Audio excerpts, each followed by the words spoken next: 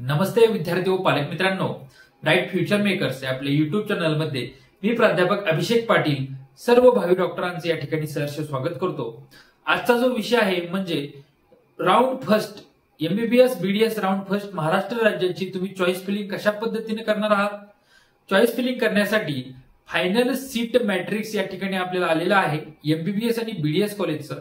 त्याच्यामध्ये कोणत्या कॉलेजमध्ये किती सीट इन्क्रीज झालेले आहेत, त्याचबरोबर राऊंड फर्स्ट मध्ये तुम्हाला तुमचं ड्रीम कॉलेज मिळवण्यासाठी तुम्ही कशा पद्धतीने चॉईस फिलिंग या ठिकाणी करायचे आहे आणि राऊंड फर्स्ट मध्ये तुम्ही कोणत्या चुका या ठिकाणी टाळायच्या आहेत जेणेकरून तुमचा एमबीबीएस डॉक्टर बनण्याचा प्रवास या ठिकाणी सुखकर होणार आहे, या संदर्भात आपण आजचा हा व्हिडिओ बनवत आहोत। चॅनलला जर नवीन असाल तर अशाच माहितीपूर्वक गोष्टीसाठी ब्राईट फ्युचर मेकर्स या आपल्या युट्यूब चॅनलला तुम्ही सर्व विद्यार्थ्यांनी या ठिकाणी सबस्क्राईब करायचं आहे, जेणेकरून तुम्हाला लेटेस्ट जेवढे काही अपडेटेड व्हिडिओज आहेत ते सर्व व्हिडिओज या ठिकाणी पाहता येतील। सर्वप्रथम सर्व विद्यार्थ्यांनी एक गोष्ट लक्षात ठेवायची आहे, हा व्हिडिओ खूप महत्वाचा आहे। तुम्ही हा व्हिडिओ पूर्णपणे बघायचा आहे न स्किप करता। त्यामुळे तुम्हाला काय होणार आहे, तुमच्या सर्व शंका, बेटरमेंट म्हणजे काय असणार आहे, तुमचं फ्री एक्झिट म्हणजे काय असणार आहे, त्याचबरोबर तुम्ही कोणत्या राऊंडला फ्री एक्झिट घेऊ शकता, कोणत्या राऊंड पर्यंत तुम्ही बेटरमेंट करू शकता आणि यासाठी तुम्हाला काय प्रोसेस करायची आहे, या सर्व गोष्टींची माहिती देखील आजच्या या व्हिडिओमध्ये तुम्हाला या ठिकाणी मिळणार आहे। महत्वाचं म्हणजे आज एक नोटिफिकेशन आलेली आहे एमएससीईटीच्या आपल्या नीटच्या वेबसाईटवर। त्याच्यामध्ये असं म्हणण्यात आलेलं आहे की आपला जो टाइम टेबल होता एमबीबीएस बीडीएसचा, तेच टाइम टेबलचं शेड्यूल या ठिकाणी काय चाललेलं आहे, रिवाइज झालेलं आहे।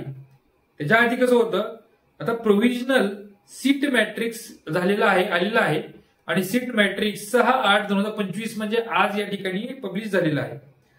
तर ऑनलाईन जे चॉईस फिलिंग आहे, जे चॉईस फिलिंगचा फॉर्म 8 तारखेपासून ते 11 तारखेपर्यंत रात्री 12 वाजेपर्यंत 11 तारखेच्या तुम्ही काय करू शकणार आहे, फर्स्ट राऊंडची चॉईस फिलिंग या ठिकाणी करू शकणार आहात।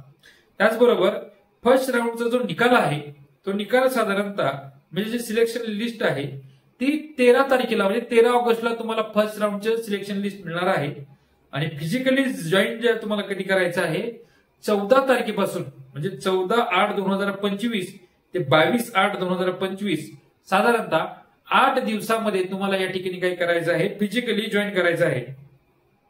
फिजिकली जॉईन करण्यासाठी तुम्हाला तुमचे सर्व ओरिजिनल डॉक्युमेंट या ठिकाणी घेऊन जायचे आहेत सोबत।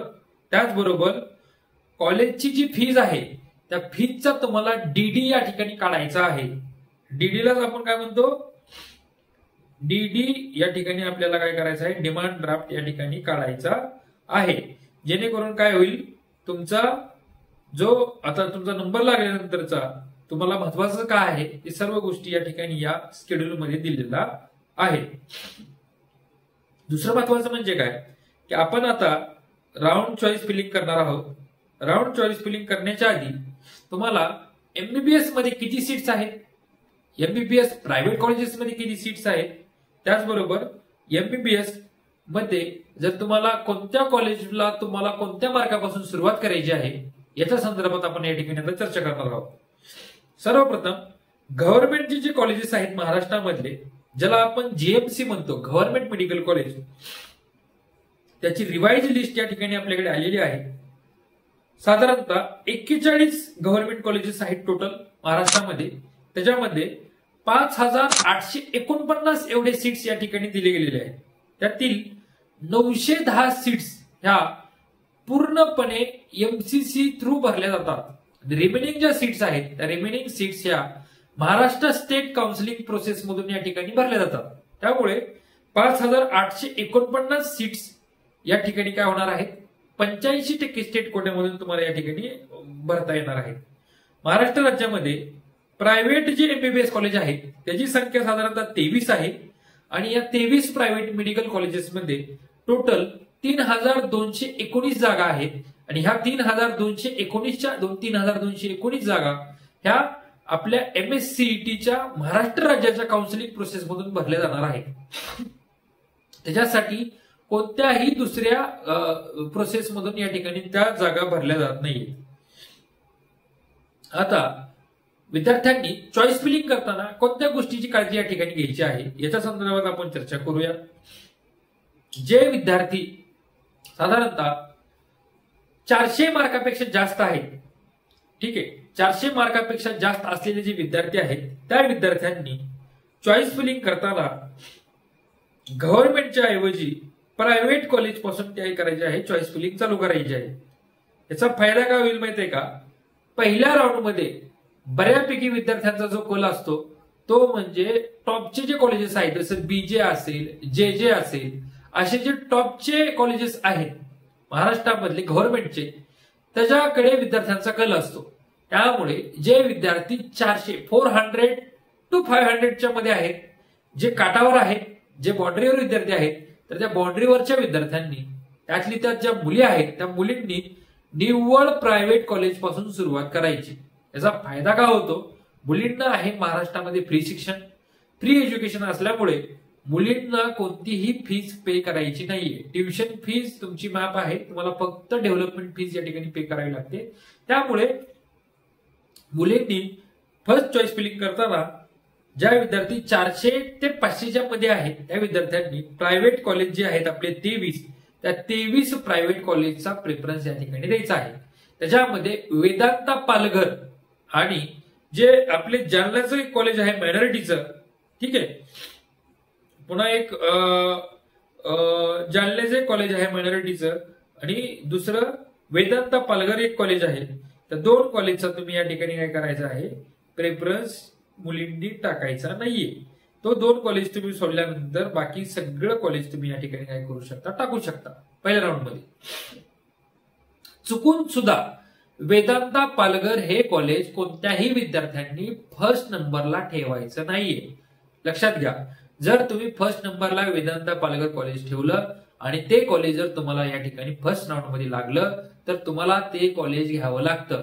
तुम्ही जर ते कॉलेज घेतलं नाही तर तुमचा प्रवेश तुम्ही सीईटी सेलच्या प्रोसेसमधून बाहेर पडले जाता, हे लक्षात घ्या. फ्री एक्झिट आपल्याला फक्त आणि फक्त फर्स्ट राऊंड पुरती मर्यादित आहे. जर तुम्हाला फर्स्ट राऊंड म्हणता येत नाही किंवा फर्स्ट चॉईस फिलिंग साठीच आहे, म्हणजे जर तुमचा फर्स्ट टाइम नंबर लागला तरच तुम्ही काय करू शकता, फ्री एक्झिट या ठिकाणी घेऊ शकता. फ्री एक्झिट म्हणजे काय? त्या कॉलेजला तुम्ही व्हिजिटिंगला जायचं नाहीये, त्या कॉलेजला तुम्ही ऍक्सेप्टन्स लेटर मागायला जायचं नाहीये किंवा त्या कॉलेजला तुम्ही फिजिकली जायचंच नाहीये आणि तिथं जाऊन काहीच करायचं नाहीये.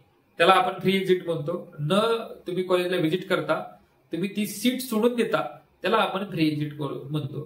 तुम्हाला एक फ्री एक्झिट मिळते, ठीक आहे. पण फ्री एक्झिट ही पहिल्या नंबरच्या कॉलेजसाठी मिळत नाही. त्याच्यानंतरचे जे पहिले 3 कॉलेजेस सोडले त्याच्यानंतरचे जे कॉलेजेस असतात त्यांच्यासाठी तुम्हाला या ठिकाणी फ्री एक्झिट मिळणार आहे, हे लक्षात घ्या. त्यामुळे वेदांता पालघर आपल्याला टाकायचं नाहीये आणि जर मायनॉरिटीचा विद्यार्थी असेल तर त्यानं मायनॉरिटीचं कॉलेज फर्स्ट नंबरला टाकावं. मुलींनी मायनॉरिटीचं फर्स्ट नंबरचं कॉलेज या ठिकाणी टाकावं, कारण की त्यांना तिथंही फ्री शिक्षण आहे, हे लक्षात घ्या. आता जे विद्यार्थी आहेत, मग कोणत्या कॉलेज पासून तुम्ही सुरुवात करायची, ठीक आहे, तेही मी तुम्हाला या ठिकाणी सांगून देतो. ज्या विद्यार्थ्यांची सध्याची जी परिस्थिती आहे की त्यांना ऍडमिशन कसल्याही परिस्थितीत महाराष्ट्रामध्ये घ्यायचं आहे, तर त्यांनी सर्वप्रथम चालू करताना मुंबईच्या कॉलेजचा विषय ठेवायचा नाही. एएसपीएम पासून चालू करा तुम्ही. एएसपीएम धुळे असेल, दुसरं काशीबाई नवले असेल, अश्विनी रुरल असेल, उल्हास पाटील मेडिकल कॉलेज जळगाव असेल, बीकेएल कॉलेज असेल आपलं रत्नागिरीचं, Prakash institute of medical science Islampur सांगलीचं असेल, असे जे कॉलेजेस आहेत या कॉलेजेस पासून तुम्ही सुरुवात करा आणि शेवट करत असताना तुम्ही गव्हर्नमेंट कॉलेजचा प्रेफरन्स या ठिकाणी घेऊ शकता. हे फक्त मी मुलींपुरतं बोलत आहे, कारण की मुलींना फ्री शिक्षण आहे. दुसरं जे मुलं आहेत आपली, ज्यांचे मार्क 450 पेक्षा जास्त आहेत आणि 550 पेक्षा कमी आहेत, अशा विद्यार्थ्यांनी सुरुवातीचे जे 3 कॉलेजेस आहेत ते गव्हर्नमेंटचे 3 कॉलेज तुम्ही या ठिकाणी ठेवायचं आहे. 4थ्या नंबरचं जे कॉलेज असेल ते 4थ्या नंबरच्या कॉलेज पासून तुम्ही पूर्ण जे 23 प्रायव्हेट कॉलेजेस आहेत त्यातलं मायनॉरिटी आणि वेदांत सोडून बाकीचे जेवढे 21 कॉलेजेस आहेत ते 21 कॉलेजेस तुम्ही या ठिकाणी काय करायचं आहे, सिलेक्ट करायचं आहे. जर तुम्हाला फीस परवडत असेल कॅटेगरीमध्ये तुम्ही असाल तर तुम्ही त्या पद्धतीने या ठिकाणी काय करू शकता, चॉईस फिलिंग तुमची करू शकता.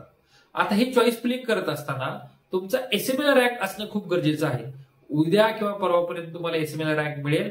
एसएमएल रँक मिळाल्यानंतर तुम्हाला जर वाटत असेल की चॉईस फिलिंग मध्ये काय तुमचा प्रॉब्लेम येत असेल किंवा तुम्हाला काही गोष्टी समजत नसतील तर तुम्ही बिनधास्त आम्हाला स्क्रीनवर दिलेल्या नंबरवर संपर्क करू शकता. संपर्क करून तुम्ही काय करायचं आहे, तुमची पूर्ण प्रोसेस या ठिकाणी करून घ्यायची आहे. चुकीचं काही टाकून तुम्हाला हे करू शकत नाही.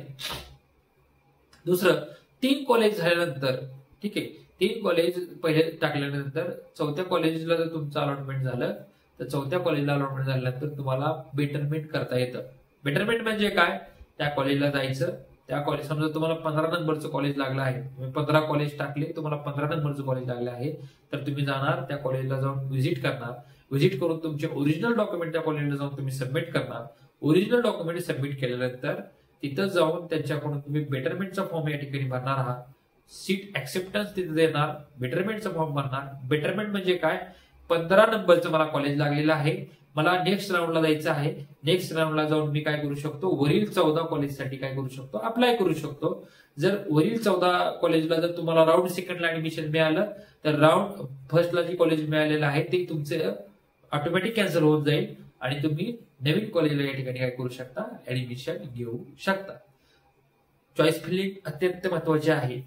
कमी पैशामध्ये कोणी जर असा विचार करत असेल की मी घरी बसून चॉईस फिलिंग करेन आणि मी एमबीबीएस बीडीएस मध्ये काय करेल, ऍडमिशन घेऊ शकेल, तर हे साफ खोटं आहे. तुम्हाला जर त्या पद्धतीने जर वाटत असेल की मी घरी बसून सगळ्या गोष्टी करू शकतो तर मग तुमची खूप अडचण या ठिकाणी निर्माण होणार आहे. तुम्ही अगदी चांगल्या काउन्सिलरचा या ठिकाणी सल्ला घ्यायचा आहे, जेणेकरून तुमचा डॉक्टर बनण्याचा प्रवास हा चांगल्या पद्धतीने होईल. आशा करतो तुम्हाला हा व्हिडिओ आवडला आहे आणि हा आता फक्त आपण जनरल तुम्हाला सॉफ्ट माहिती देण्यासाठी प्रयत्न करत आहे. डिटेलमध्ये चॉईस फिलिंग तुम्हाला कशी करायची आहे, कशा पद्धतीने करणार आहात, गव्हर्नमेंट कॉलेजचा कट ऑफ कितीपर्यंत जाईल या संदर्भात सगळी माहितीचा आपण व्हिडिओ 1-2 दिवसात तुमच्यासाठी या ठिकाणी बनवून टाकणार आहोत. आशा करतो व्हिडिओ आवडला असेल तर चॅनलला लाईक करा, शेअर करा आणि सबस्क्राईब करा. मी अशा पद्धतीने थांबतो. जय हिंद, जय महाराष्ट्र.